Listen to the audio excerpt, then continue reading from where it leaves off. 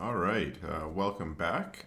This is just going to be my second quick little tutorial on how I like to build my maps in Inkarnate. Again, this map is for my sort of capital main city, Earshore, sort of water deep flavor. And my goal in this session was to plop down some of my temples, at least initially.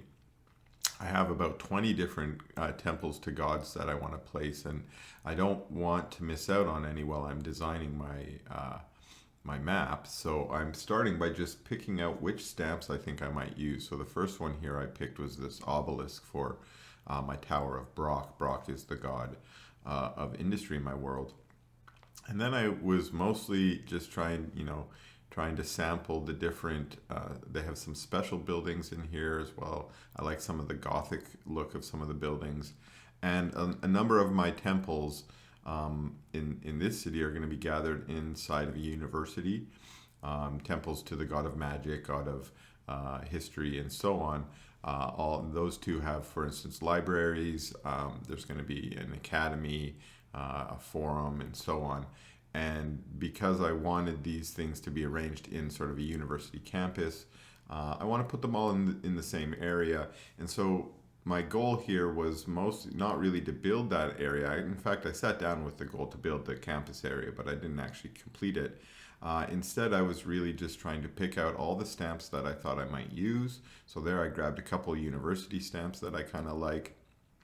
I had some smaller buildings I might use as the libraries. In a second, I decide to replace them with better buildings. I like this cathedral. The problem that I find with the cathedral is it's very detailed and intended to be very large. And when I shrunk it down, the details kind of make the building stand out as being different. Here I'm trying to build a temple called the Dome of Lijar, which is sort of a diplomatic dome. And I decided on this temple, and I changed the saturation all the way down so that it's perfectly gray and get rid of the blue color. And then I took this little gold dome and put it on top, grouped them together, and now I've got the temple that I want sort of looking the way I like it. And that's something I do a lot, which is take a couple different stamps and maybe layer them on top of each other, overlap them a little bit to get something that looks the way I want it to.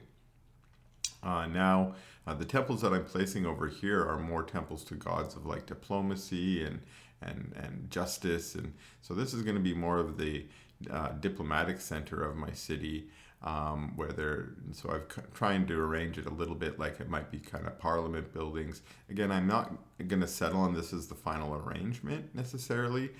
Instead, what I'm thinking is that I've got them over in the location where I want them, and then when I start adding extra buildings for the other buildings in the block, that will fill out that area, and then I might reposition them, maybe even resize them a little bit, and only then will I start painting in the roads and such in the background. I think I've got most of the buildings now. One thing I noticed is I found these library buildings that were better, so I swapped them out. A few of these buildings that I've got are still just placeholders in the sense that I'm not sure if I'm going to use them. I've placed them over here because I like them, but maybe they don't match the style or the finished look, and I might swap them out later. I've also decided that I might build up some of them with using the default fortifications buildings, but hadn't got around to that yet. Instead, I decided that. So one of the reasons why I was trying to get these temples, as I mentioned, was I didn't want to leave any of them out and maybe develop part of my city without having space for them. But my sort of instinct goal was I wanted to build up the next little region of my city here. And again, I wanted to make sure if there was temples that belonged there that I had them placed down. But this next little region I've got here is going to be sort of a shrine or temple to the god of trade, because this is going to be the market area, which I have in my notes. I've called it the Rainbow Baazar. So my goal is to place down a lot of these little market stands and then eventually sort of try and color them in to maybe look like a rainbow. At the moment, they kind of look colorful. They all have, that's certainly one thing that I was going for, but I do want to change the colors on some of them. That's going to be a little bit time consuming, so I'm actually going to leave that to a later video. And you can see here I'm just trying to layer. I wanted this market to feel like pretty large. It's one of the largest markets in the entire world, so it should be pretty expansive. That's why I have it sort of extending along this long block, and I've got sort of 3 different layers, or at the moment 2 layers. It's at this point where I recognize I made them too big. The statues in my world were at size 68, but all the other buildings were at size 37 or 42. And so what I did is I went and I grabbed the stamp, and if you grab the little menu in the corner there, you can do select all stamps from the same tool or the same collection, and that's what I did there. Is I selected them all and just shrunk them down to size 37, the size I wanted, and then went ahead and filled in all the remaining gaps. So you can see I've got this sort of 3-layer deep market stalls, and I've gathered them all around. And then the goal, as I mentioned, is I want to recolor them so they kind of look like a rainbow. That's what I'm trying to do here with the hue. And then I realized, I thought I might be able to batch change them all to red, but they all have different starting colors, and that makes it hard to change them all to red. They don't all end up in the same location on the slider. That means you have to do it individually. And at this point, when I was making it, I thought, I was too lazy. So I instead grabbed my brush tool and started filling in the dirt areas. A lot of this is still a placeholder. I might grab some brush tools later and fill in just some details. But you can see I sort of soften the edges around the road like I've done on my other part of the map. Now I'm just placing in some small blocks. Small blocks are convenient for making kind of, realistic looking alleyways and roads. And I'm filling in the rest of the area here with some clusters, small clusters, and then just grabbing small buildings and sort of placing them in where they belong. And of course I'm just trying to make sure it looks good on all the scales. So I always zoom out every once in a while just to make sure it's still looking the way I like.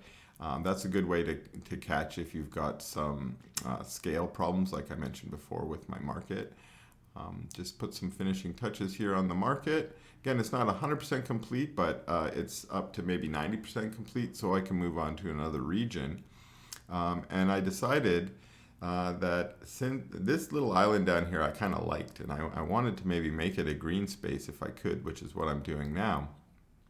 But I didn't know if I had enough room in my city to have that as a green space. I might have needed it for industry buildings or inns or something. And after placing all my temples down, I realized, okay, I do have a pretty good amount of space, and this could be a nice graveyard is what I'm doing here. So I've been working with depth a little bit, so there's these pre-built hills, and I just grabbed a couple that I like to make sort of a nice kind of hill-like structure. And then I like these crypts that were in the hills. So I just went around the side of the hill, started plopping them down. And at that point, I pressed the back button and almost deleted all the progress that I had made. And so that's a great time to remind yourself, hey, save your progress so you don't accidentally delete it. Now I'm just drawing in, a little bit of a walkway through the graveyard.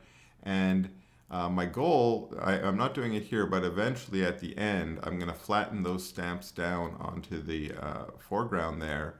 And then I will draw over where the little hill parts overlap, so it makes it a little bit easier to see that the road or the walkways actually move over there. But I didn't do that part yet. Another thing I didn't do is I didn't soften the edges of the road here, which makes the brush look a little bit more drastic.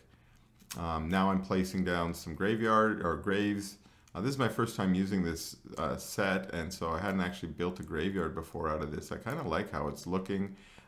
Made that shrine a little bigger. Maybe that's where the old, lords or kings were buried. I haven't really decided any of these details here. In fact, I use a lot of this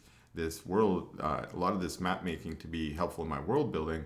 Now that I know there's an extra big shrine there, or an extra big sort of tomb there, who's in there? I don't know. I might have to add that to my notes. At the moment, I might not even put it in my notes, But I know when, you know, my players get to the graveyard here and they're wandering around, they'll be like, hey, who's buried there? And then I might have to make it up. So it's often good to have an idea ahead of time.